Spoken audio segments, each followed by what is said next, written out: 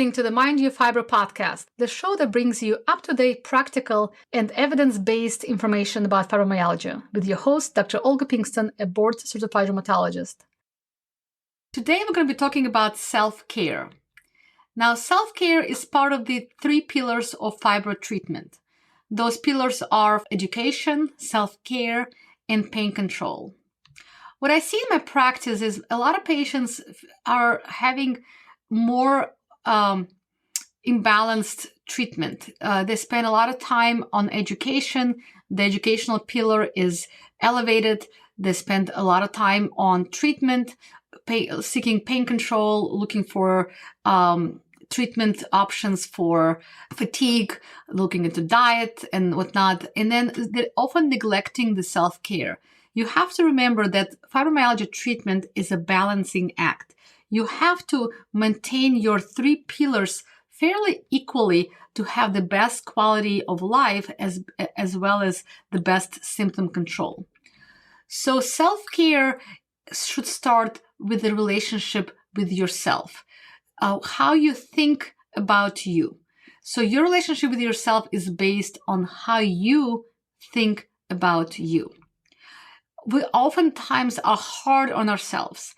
I see women in my practice beating themselves up because they have fibro, because they have pain, because they have fatigue. They don't care as well as they think they should for their family or their kids. They're not as working as they think they should based on their standards. And they're often kinder to others than they are to themselves. They think of others more. They think of their children, their co-workers, their bosses, their spouses in a kinder, more compassionate way than they think of themselves. So self-care is based on 3 elements. One is self-love, one is self-care, and the other one is self-compassion. It's very hard to have a balance of your self-care if you're neglecting one of those elements. You really should think of love, care, and compassion as an overlapping circles that will produce the best results. So self-love means loving all aspects of yourself by accepting your flaws, your weaknesses, and the things that you don't always like about yourself. We are not perfect, and we still have to love ourselves and love our imperfections. But we'll also have to hold high standards for our own well-being and happiness. We should care for ourselves as much as we care for others.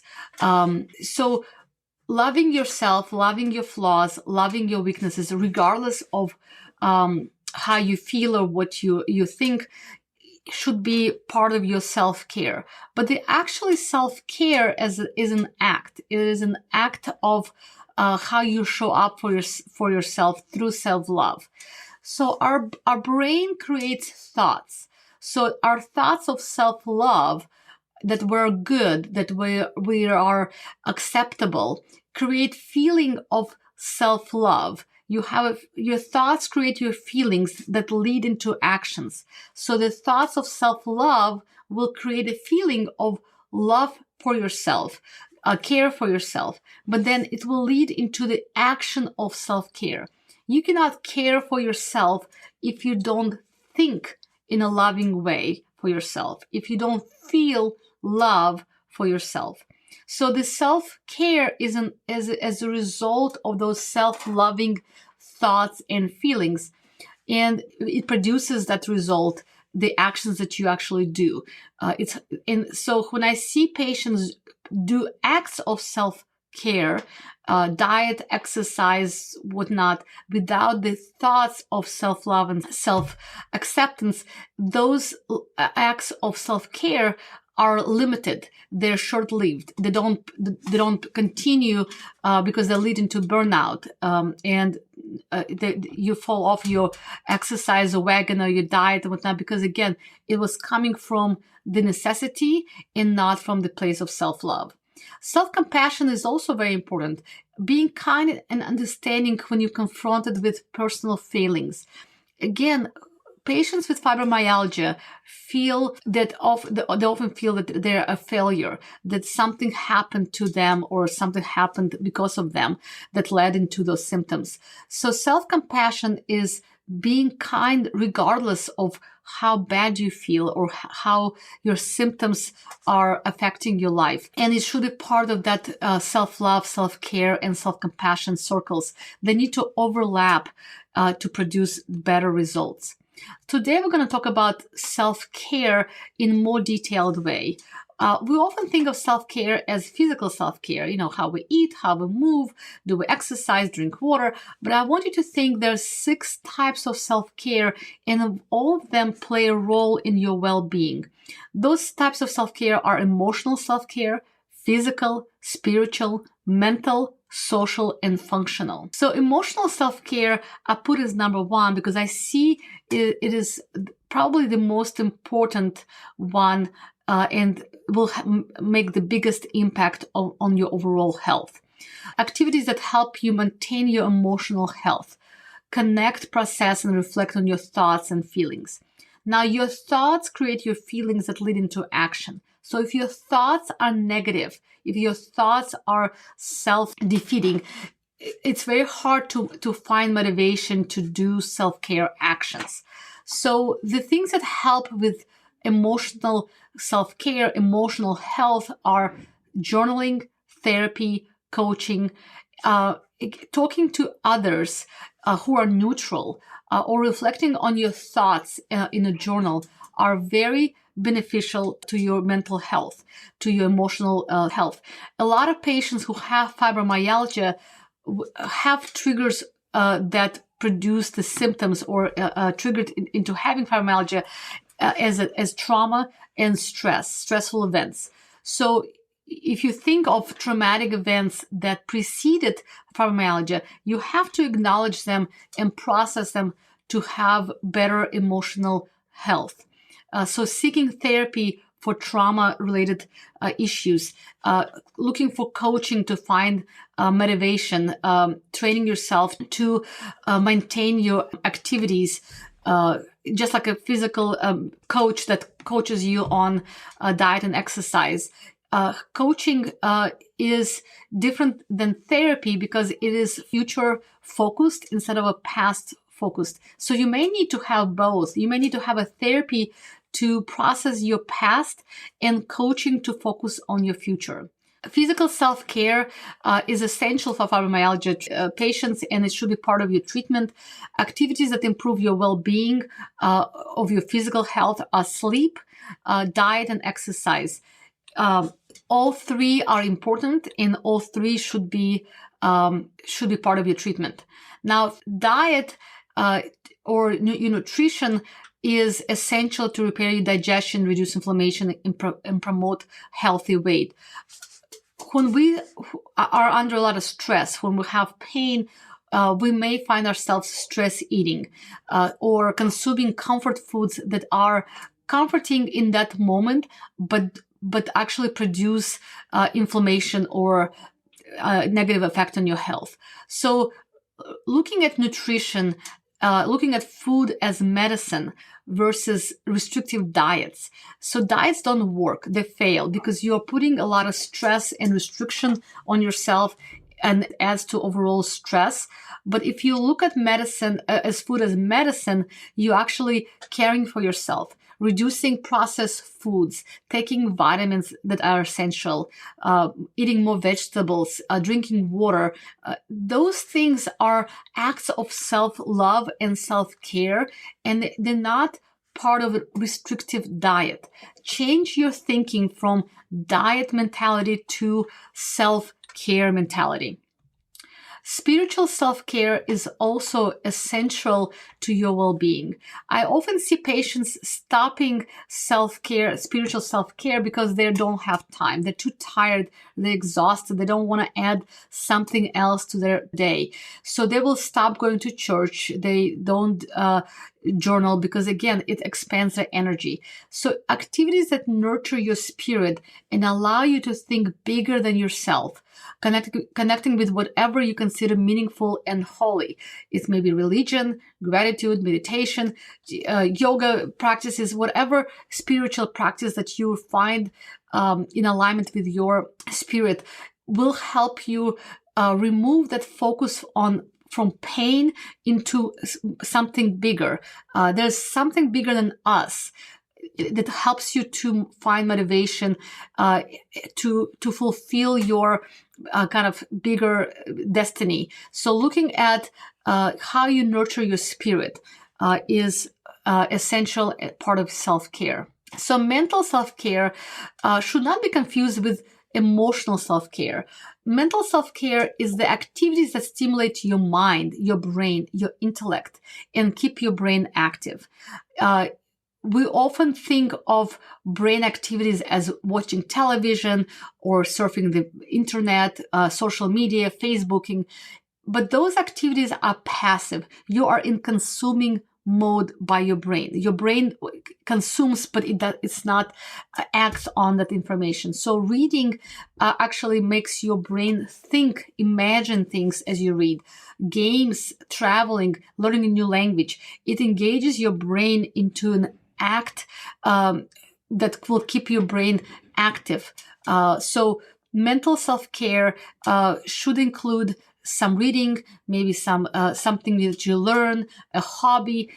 It engages your brain cells and promotes memory and should be part of your overall self-care. You don't have to have it extensive. You don't have to spend hours doing stuff unless you really want to do it. But spend 10 minutes a day putting a puzzle together or reading a couple of chapters before bedtime. You will find that it stimulates your brain and actually redirects your thoughts into more positive thinking. Now, social self-care has been really a struggle in the past year and a half with pandemic and COVID. We have been isolated. We removed the connections we used to have. And I see in my patients, it resulted in emotional distress and more depression and anxiety. We are social animals. We are not lonely wolves that are roaming around by ourselves. We need social connection. We need physical touch. We need that interaction to feel better. Our hormones align with relationships. We feel more connected and happier when we are part of a community. So unfortunately, we had struggles in the past year and a half with gatherings and eating out, and this has to be incorporated better as we move forward. But you can make a phone call to your friend or your mother. You can have a close family gathering and create a feeling of safety. You can have an interaction with a close friend, but making it an intentional and putting it part of your self-care and well-being will produce a positive result on your life. Now, functional self-care is often not talked about when we talk about self-care. Functional activities that keep your life in order and prevent future stress. I'm talking about money. I'm talking about cleaning, maintenance of your home, paying taxes, creating an emergency plan. We think often of those activities as a burden. No one likes to do dishes or vacuum. Some activities may cause more pain as you do them. It adds to stress. We think about taxes in a stressful way. But I want you to reevaluate those activities from the point of self-care. Paying bills is not fun, but it prevents future stress. If you're worrying about your lives being turned off or your phone cut off, it is a stress that activates your nervous system and may lead into increased stress and increased pain and fibromyalgia. If you have an emergency but you don't have a plan, it may put you in a spiral of stress that not only produces that emergency stress. It produces a stress of unplanned. You don't know what to do if there's an emergency. So you're increasing the overall stress level, but not knowing what to do in an emergency. If you're seeing your house messy and you feel guilty about it, you feel like you're going through things that there's a clutter, there's a mess, it adds to guilt and to additional stress. So you don't have to overhaul your life, but adding a few minutes each day for functional self-care, doing your dishes and not waiting until there's a sink full of dishes, or cleaning up in a small time amounts, is better than having a spring cleaning that exhausts you and puts you in bed for days afterwards. So think of functional self-care is an essential part of your self-care that needs to be done, just like brushing your teeth or doing your exercises or eating healthy. It will remove stress and it will prevent future flares. I want you to think of self-care from the place of self-love and self-compassion, and not from the place of, I have to add more to my plate, I have to add more to my life. You have to find yourself committing to self-care and treating yourself as you would treat others. So making a commitment and being persistent with that commitment will lead you to your body, your brain, to believe in yourself.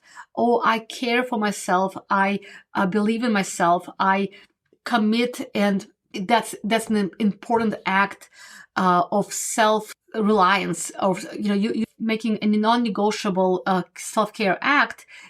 You're proving to your brain and yourself that you can do it without arguing, without negative self-talk. So finding yourself just one self-care example that you can do without negotiation, without arguing with yourself, without talking yourself out of it. It doesn't have to be a diet overhaul. It doesn't have to be, I'm going to exercise every day. It can be as simple as, I'll drink 8 glasses of water per day, or I will meditate 10 minutes a day, or I will have a journaling time for 5 minutes every day, or I will create a social commitment. I'll go to a lunch with my family once a month. Those things can be easy, but they are an example of commitment, self-love, and self-care. So create an affirmation that you start each day with. Today is going to be a great day, for example. I will take care of myself today. My non-negotiable self-care commitment is, drinking water, and I will make it a priority.